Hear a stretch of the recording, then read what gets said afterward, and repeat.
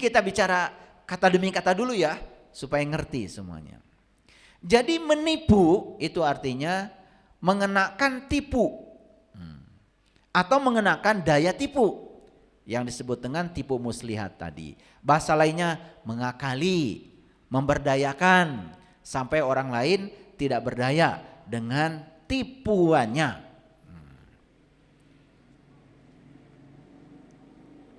Ada lagi ya tipuan. Nah tipuan itu, wah itu mah tipuan. Nah, kalau tipuan itu berarti hasil menipu. Jadi teknik memvisualisasikan suatu situasi menurut cerita yang sedang digarap sehingga tampak seperti yang sesungguhnya. Nah yang paling berbahaya ketika ada tipuan, kita menganggap tipuan itu sebagai kebenaran. Makanya hati-hati ya, kebohongan yang diulang-ulang secara terus-menerus lama kelamaan bisa dianggap sebagai kebenaran.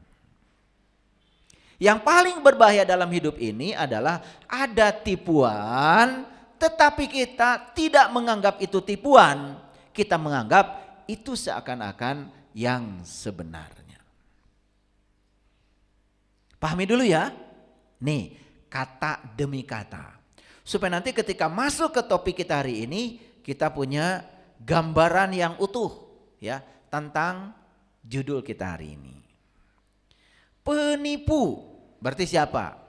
Orang yang menipu ya, orang yang melakukan tipu daya disebutnya penipu. Nah, karena dalam kata tipu itu tersirat kata bohong, palsu, maka saya harus menjelaskan dulu apa artinya bohong. Jadi menurut Kamus Besar Bahasa Indonesia, bohong itu tidak sesuai dengan keadaan yang sebenarnya, dusta atau palsu. Jadi bohong itu artinya mengatakan sesuatu yang tidak sesuai dengan yang sebenarnya. Siapa orang yang memungkinkan berbohong? Lihat saya semuanya. Bapak Ibu sekarang hadir di sini, menyaksikan semua peristiwa yang terjadi sekarang. Bisa menyaksikan saya di depan? Bisa.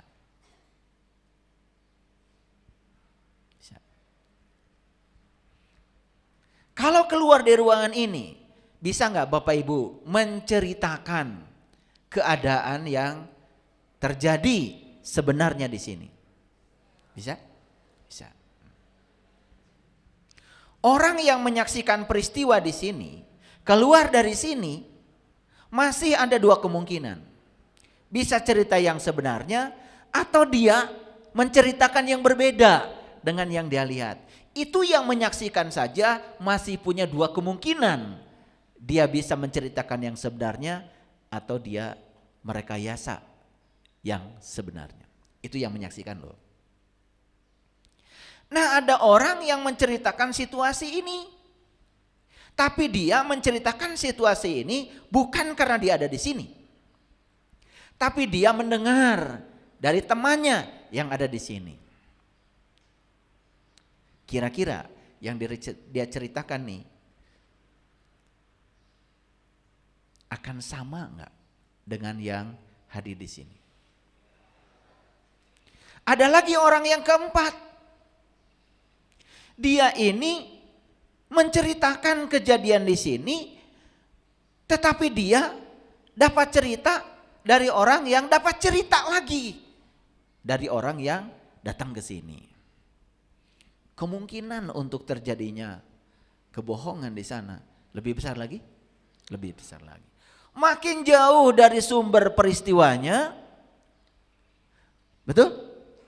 Cerita yang nyampe di sana itu kemungkinan besar sudah sangat luar biasa deviasinya. Bayangkan ya, 1500 tahun yang lalu ada orang cerita bahwa dia menyaksikan peristiwa ini. Bayangkan ya, orang yang terlibat dalam cerita itu berapa ribu. Tahunnya saja 1500 tahun yang lalu. Bayangkan, nyampe ke kitanya sekarang itu seperti apa sih? Bayang ya? Bayang. Yang ngerti sendirilah. Kebayang kan? Sudah kebayang. Sementara kita masih percaya.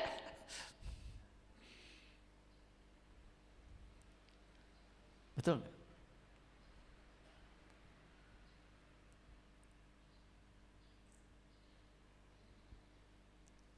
Jadi syarat untuk tidak berbohong, pertama kita harus menyaksikan langsung dengan mata kepala kita. Dan nanti yang berbohong atau tidak berbohong bukan urusan mata, kan urusan mulut. Yuk kita perhatikan. Mulut ini sebetulnya tidak bisa mengatakan apapun kalau tidak ada yang dilihat dan didengar. Mulut ini bersifat pasif. Kalau mulut ini bisa mengatakan yang dia lihat dan dia dengar apa adanya, itu yang disebut dengan mulut yang jujur. Nah, yang berbahaya, matanya tidak melihat, telinga tidak mendengar. Tiba-tiba dia menceritakan sesuatu. Jelas yang dia bicarakan itu adalah kebohongan.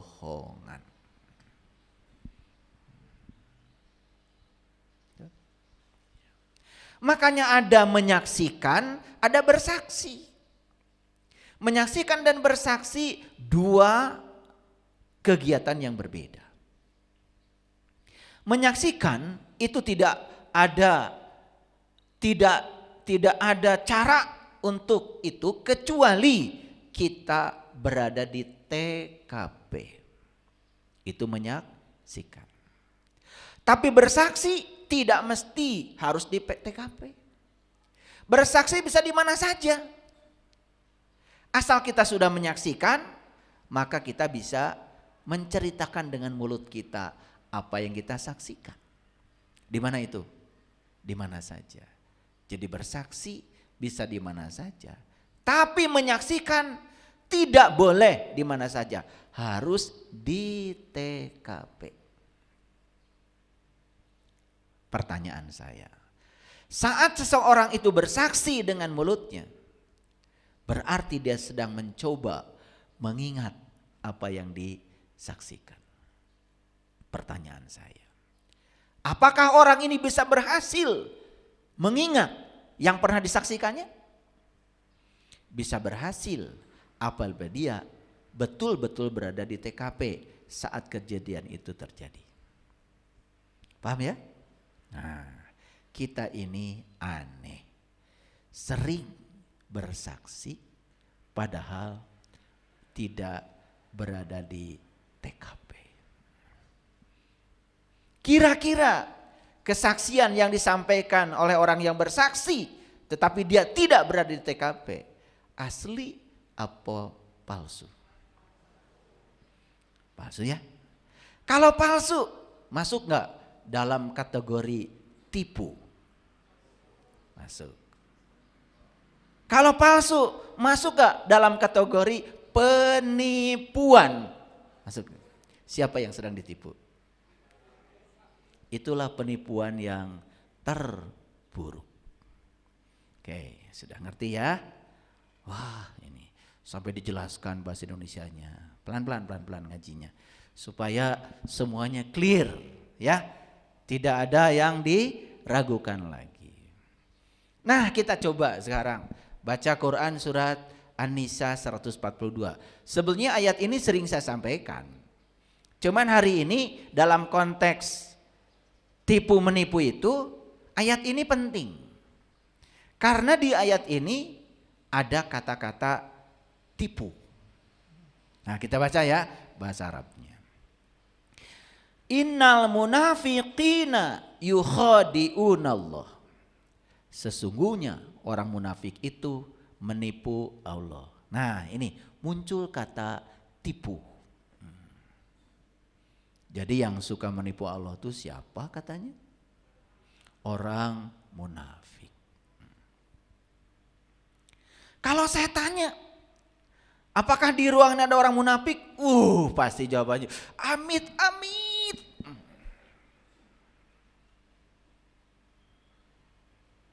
Begitu dengar kata orang munafik, yang terpikir itu adalah orang lain.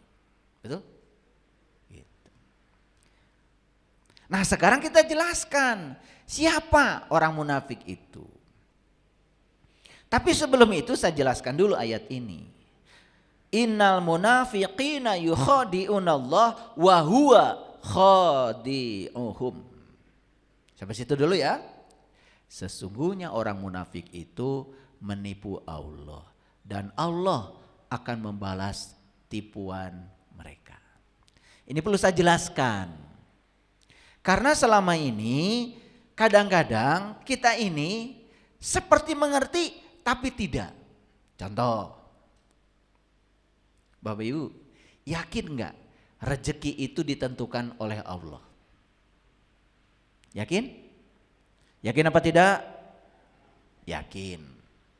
Pertanyaan saya yang kedua, gimana cara Allah menentukan? Tahu apa tidak? Tuh. Saya tidak mengingkari bahwa rezeki itu ditentukan oleh Allah, yes. Tetapi jangan-jangan cara kita memahami cara Allah menentukan rezeki keliru. Dikira oleh kita cara Allah menentukan rezeki itu si A 1M, si B 2M, si C 3M, si D 4M, begitu. Kalau itu yang terjadi bahaya sekali. Karena ketika kita dapat 1M, orang lain 2M, orang lain 3M, orang lain 4M, tong ribut. Da Allah nunang toskeun rezeki. Pertanyaannya, di mana letak keadilan Allah? Katanya Allah Maha Adil. Mau punya Allah yang pilih kasih. Geus we maneh mah 1 miliar. Maneh mah da kabutuhanna loba 2 miliar. Mau punya Allah begitu? Saya sepakat Allah yang menentukan rezeki, tapi bagaimana cara Allah menentukan rezeki? Ini yang tidak pernah dibicarakan. Ternyata caranya begini, Allah itu menyediakan rezeki yang sama buat semua orang. Maha adil? Maha adil. Dan setiap orang diberi waktu yang sama 24 jam. Maha adil? Maha adil.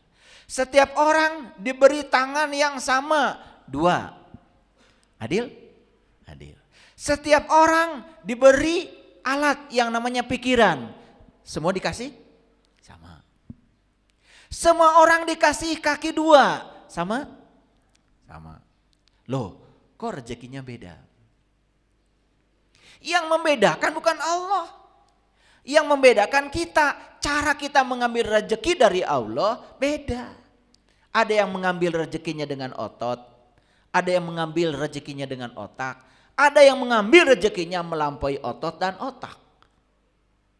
Ya jelas beda.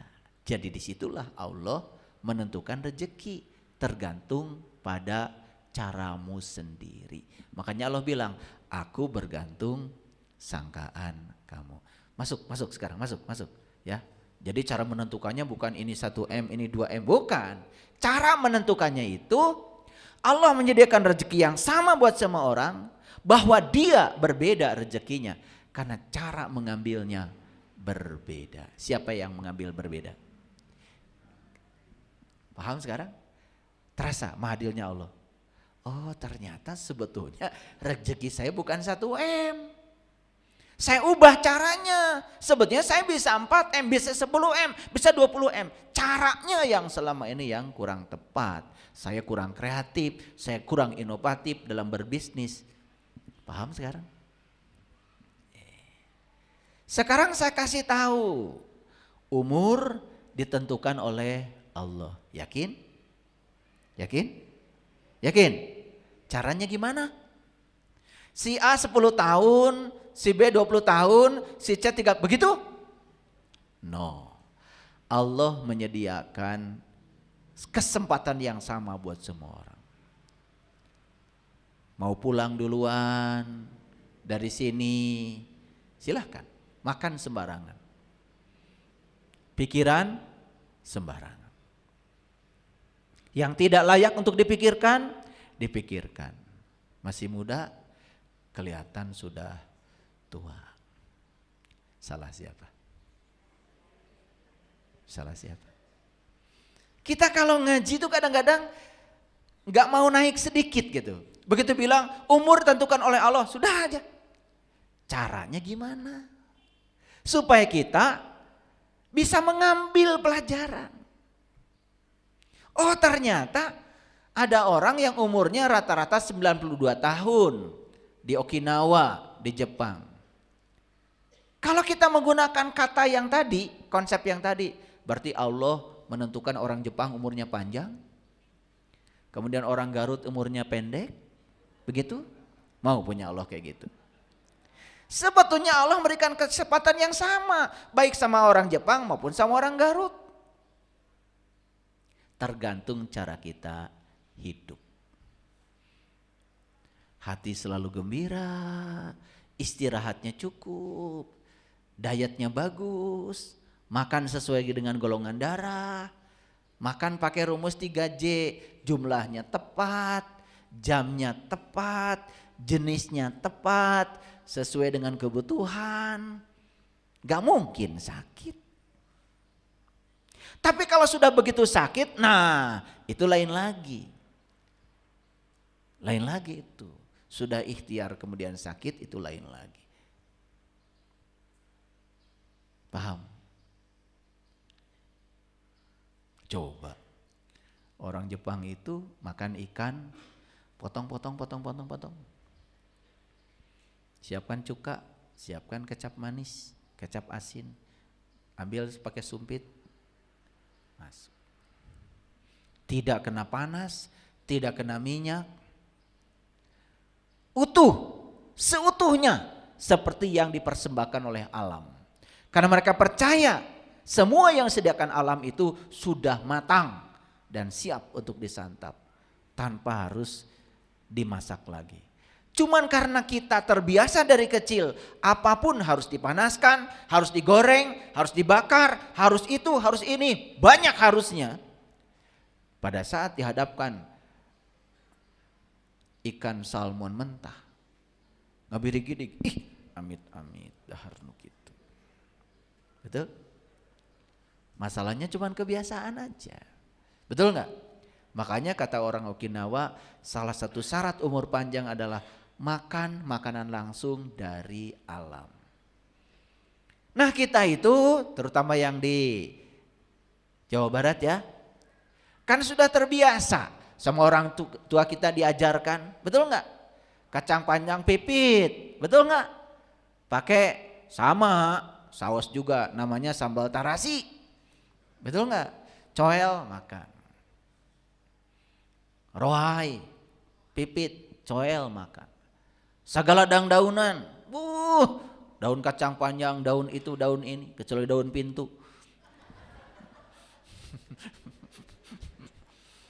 Asal dicoel sambal, udah. Ibaratnya cuman makan sama nasi, sama daun-daunan, sambal, plus gepuk, plus ikan, plus ayam, itu pun sudah nikmat. Betul. Udah lanjut. Sesungguhnya orang munafik itu menipu Allah. Siapa yang suka menipu Allah? Orang munafik. Lalu Allah akan membalas tipuannya. Nah, di sini ada kata-kata wa huwa khadi'uhum. Selama ini kita paham Allah membalas itu sepertinya Allah itu balas dendam. Tidak. Allah itu tidak pernah melakukan apa-apa. Dia cuman sang kehadiran, sang keberadaan. Alam semesta ini sudah diciptakan memenuhi hukum sebab akibat. Siapapun yang menimbulkan sebab baik akan mendapatkan akibat baik. Siapapun yang menimbulkan sebab buruk akan mendapatkan akibat buruk. Jadi bukan Allah yang membalas, tetapi hukum alam ini sudah diciptakan seperti itu. Pilihan ada pada diri kita. Nah, menurut ayat ini siapa orang munafik itu? Satu, wa iza qamu ilas shalah qamu kusala. Dan apabila mereka berdiri untuk sholat, mereka malas. Ini kata Quran orang munafik. Kalau berdiri sholatnya itu malas. Tanya lagi lebih dalam, apa sih malas itu? Kapan kita malas? Coba. Kita itu malas apabila melakukan sesuatu yang kita tidak sukai. Betul? Kita itu malas kalau melakukan sesuatu yang tidak ada rasanya. Betul nggak? Coba kalian disuguhi makan. Tetapi makanannya itu bukan seleramu. Pasti malas kan makan? Betul? Kita marah sama anak-anak. Kamu nggak sholat. Kenapa kamu malah sholat? Sementara kita belum pernah ngajarkan sama mereka bagaimana sholat supaya mereka tertarik untuk sholat dan merasakan rasanya sholat. Sehingga ketika dia sholat seperti dia sedang menikmati yang dia suka. Pernah ada pertanyaan? Kenapa Nabi Muhammad mengatakan hiburanku ada dalam sholat? Seperti apa sih sholatnya Nabi Muhammad sampai beliau tuh gak malas? Pernah ada pertanyaan? Tidak. Makanya kita jadinya melaksanakan sholat, bukan mendirikan sholat.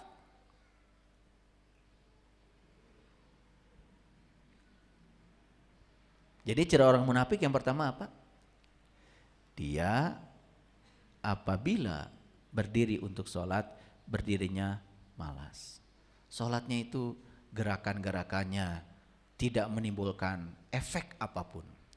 Padahal nih hadirin, kalau kita tahu gerakan sholat yang benar, dari mulai takbir sampai salam itu semuanya itu secara medis pun mengandung efek. Ketika kita sujud dengan posisi tangan dan kaki yang benar, ketika kita sujud, saat sujud dengan benar, jantung kita itu memompa darah. Dan jantung itu memompa darah dengan kuat. Sehingga pembuluh-pembuluh darah yang sempit di otak kita saat kita sujud, itu dilumuri oleh darah. Sedangkan darah itu tugasnya membagikan oksigen. Dan ketika oksigen nyampe di sela-sela otak kita, di sel-sel neuron otak kita, dibawa oleh pembuluh darah. Karena sujudnya benar, apa yang terjadi? Oksigen masuk ke otak kita tidak mengandalkan gravitasi, tetapi dipompa oleh jantung kita. Nah pertanyaannya, gimana caranya posisi sujud supaya jantung memompa darah dengan kuat? Pernah bertanya? Gak nanya. Akibatnya apa? Ya sudah, boro-boro berdampak spiritual. Berdampak secara fisik saja, sholat kita tidak ada. Betul gak? Coba bayangkan, mohon maaf Bapak Ibu. Bapak Ibu menengok ke kanan sampai baca Assalamualaikum warahmatullahi wabarakatuh. Assalamualaikum warahmatullahi wabarakatuh. Kan itu dilakukan setiap sholat. Sekarang saya mau nanya, tahu maknanya apa? Kesadaran apa yang muncul di sini? Nengok ke kanan bilangnya Assalamualaikum warahmatullahi wabarakatuh. Salam sejahtera buat kalian semua, rahmat dan berkah dari Allah buat kalian. Yang di kanan. Yang di kiri juga sama.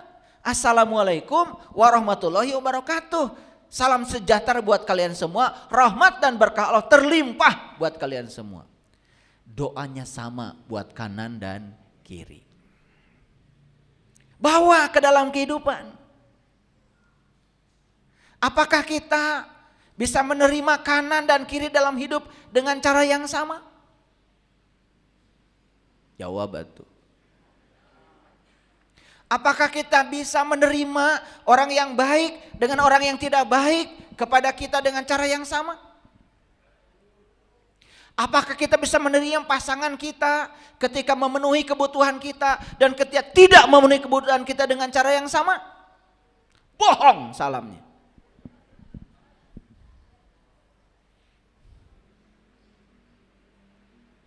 Dan kita tidak merasa menipu diri sendiri. Kenapa?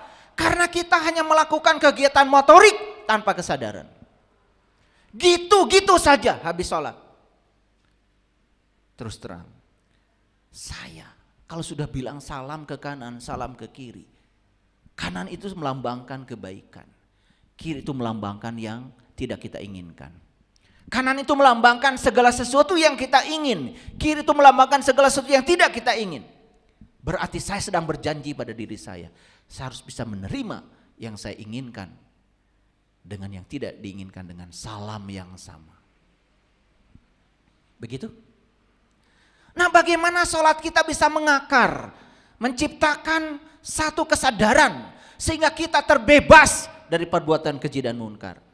Ketika sukses, sombongnya luar biasa. Ketika gagal, terpuruk luar biasa. Mana hasil salam Anda?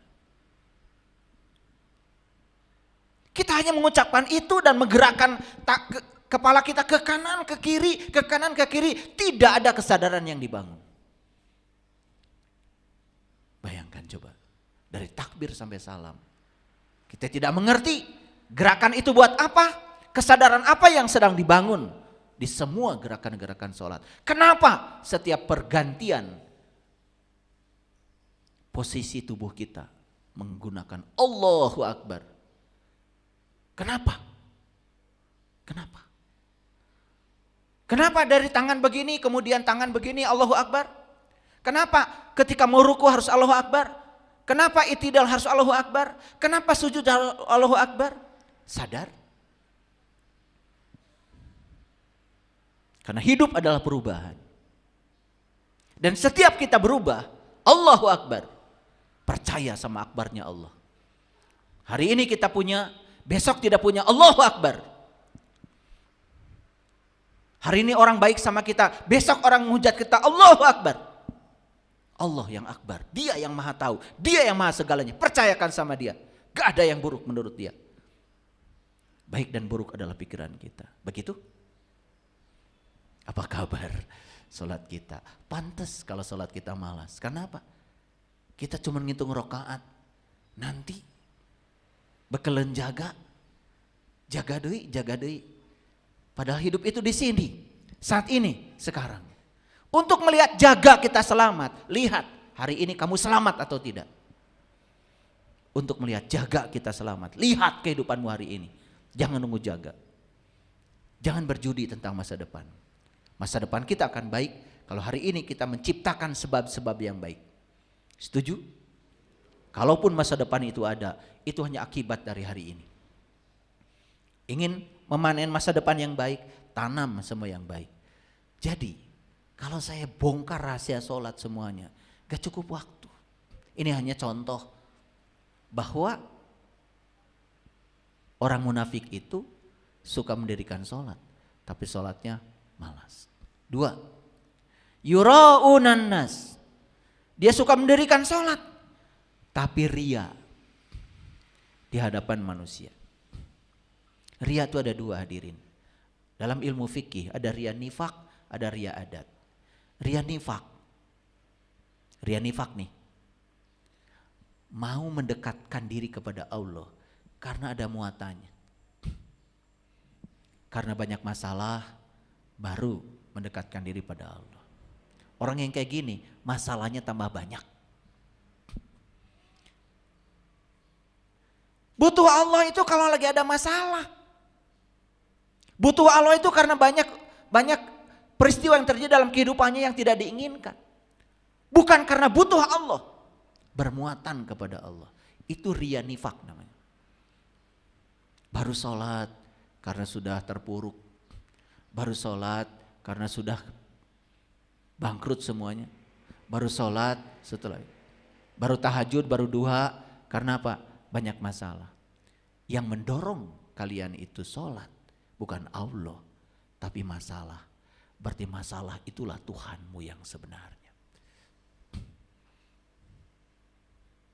Kalau kamu sholat seperti itu, saksikan saya, masalahmu tambah banyak. Karena masalah adalah Tuhan. Kalau kita mau mendekat kepada Allah, mau merasakan kehadiran Allah, ya sudah. Lakukan saja. Jangan diembel-embeli apapun. Allah akan mengurus semuanya. Ketika kita menyerap sifat-sifat Allah, ketika kita tahaluk bi akhlakillah, kesadaran itu akan menyelesaikan semua dengan sendirinya.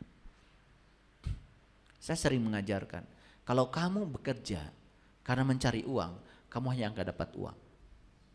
Tapi kalau kamu bekerja karena Allah, ya Allah, saya bekerja karena saya sedang dipakai oleh Allah untuk menyampaikan cinta kasih-Mu lewat peran saya, lewat ilmu yang Allah titipkan pada saya.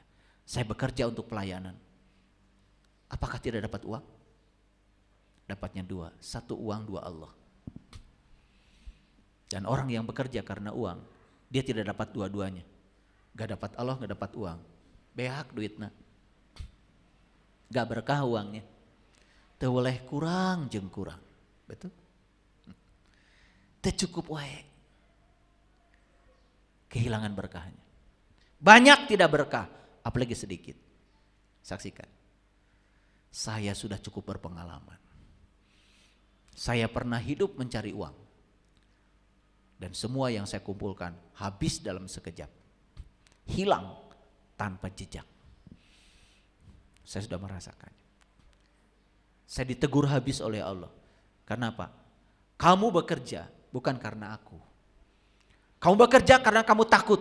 Takut kekurangan harta, takut anak gak sekolah, takut rumah tidak terbayar, takut cicilan mobil tidak.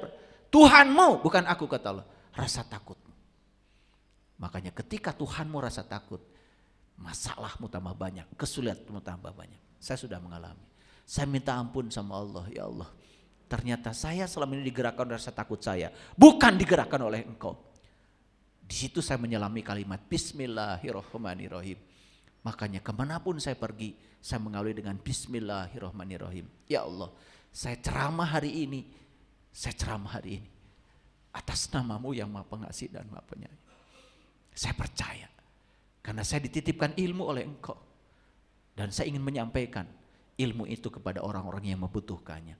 Saya sedang memberikan pelayanan pada umat. Dan saya sedang menjadi kepanjangan tangannya, menyampaikan cinta kasihnya. Terserah saya dapat apa setelah ceramah ini, saya dapat apa, gak peduli saya. Karena apa? Allah yang maha segalanya, sangat tahu segala kebutuhan saya. Sesederhana itu. Enak kan kalau hidup begitu? Betul gak? Jadi ada ria nifak, yang kedua ria adat. Ria adat itu melakukan sesuatu karena terjebak oleh kebiasaan. Biasa sholat, begitu tidak sholat gak enak. Kalian bilang biasa ngomel juga gak ngomel gak enak. Betul gak? Dua-duanya ria. Ria nifak, ria adat. Yang ketiga, ini yang lebih dahsyat lagi. Wala yazkurunallaha illa qalila. Dan tidaklah mereka mengingat Allah kecuali sedikit sekali.